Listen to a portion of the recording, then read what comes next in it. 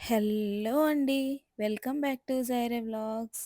నేను ఇంకొక రకమైన చేప కర్రీ చేశానండి. అంటే చేప అంటే అపోలో ఫిష్. అదెలా చేశానో చెప్తా. ముందుగా ఎవరైతే నా ఛానల్ సబ్స్క్రైబ్ చేసుకోలేదో ప్లీజ్ సబ్స్క్రైబ్ మై ఛానల్. అలానే ఇన్‌స్టాలో నా అకౌంట్ ఫాలో చేయండి. అయితే నేను ఫిష్ అన్నీ రెడీ చేసి పెట్టేసుకున్నా అండి. అంటే నేను ఇక్కడ నుండి వీడియో చూపిస్తున్నా. నేను ఫిష్ అది క్లీన్ చేసుకొని టైం పట్టిందనమాట. సో, ఆ వీడియో లేట్ అయింది. నేను ముందుగా పాన్ పెట్టుకొని ఆయిల్ అది కావాల్సినంత వేసుకొని ముందుగానే జీరా అండ్ మెంతి పొడి వేసి వేయించేసానండి. తర్వాత ఆనియన్ వేసి ఈ ఆనియన్ బాగా వేగిన తర్వాత ఆహ్, సాల్ట్ అండ్ కారం వేసేసానండి. వేసి ఏదేసానంటే చింతపండు పులుసు వేయలేదు నేను. చింతకాయ పులుసు వేశాను.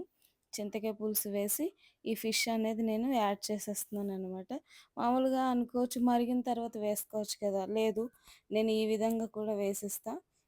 అయితే ఇందులో ఇది అపోలో ఫిష్ ఎంతమందికి తెలుసో నాకు తెలీదు. జల్ల అంటారిది.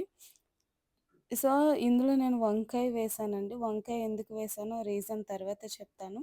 మొత్తం అన్నీ వేసేసిన తర్వాత నేను దీన్ని మూత పెట్టేసానండి. ఒక 10 మినిట్స్ వరకు కూడా హై ఫ్లేమ్‌లో నేను ఎందుకంటే పులుపు సరిపోవడం కొంచెం పులుసనేది కొంచెం ఎక్కువైంది. సో, అందుకనే 10 మినిట్స్ వరకు కూడా హై ఫ్లేమ్‌లో ఉడికించి తర్వాత ఇంకొక 15 మినిట్స్ మళ్ళీ నేను ఉడికించాను దీన్ని. తర్వాత దగ్గరికి మొత్తం ఆయిల్ అంతా పైకొచ్చేసిన తర్వాత కొత్తిమీర వేసి నేను గార్నిష్ చేశా. చూసారా చాలా ఈజీ, చాలా సింపుల్. అయితే ఈ చేపకి చింతపండు కంటే చింతకాయ వేసుకుంటే చాలా రుచొస్తుందనమాట. వేడి వేడి అన్నంలో ఈ కూర చాలా టేస్ట్ ఉంది. ఇందులో కొవ్వు అనేది ఉంటుందన్నమాట. సో, ఆ కొవ్వు వల్ల ఆయిల్ అలా అనిపిస్తుంది. సో, మీరు కూడా ఒకసారి ఈ కర్రీని హలో అండి. Welcome back to Jireh vlogs. నేనైతే ఇంతకుముందు అపోలో ఫిష్ కర్రీ పెట్టాను కదండీ! దాని కంటిన్యూషనే ఈ వీడియో.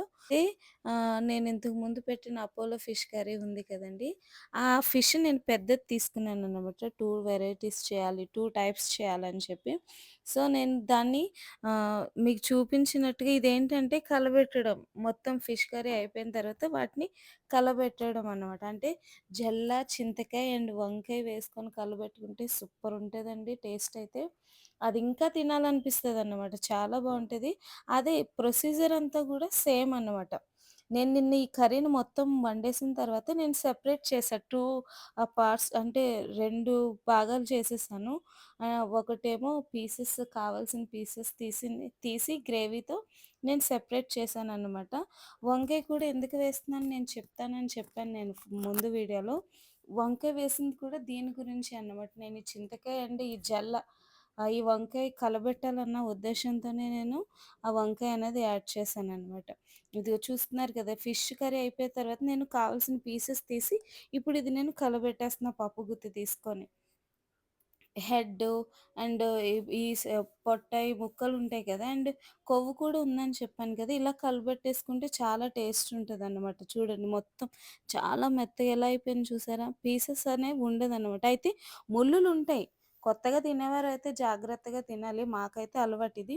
సో, మీరు కూడా ఒకసారి ట్రై చేయండి. సూపరుంటది టేస్ట్. మీరు వదిలిపెట్టరు ఒకసారి తింటే గనక. సో, ఒకసారి ట్రై చేయండి fish curry. Thanks for watching. Like and share. Thank you.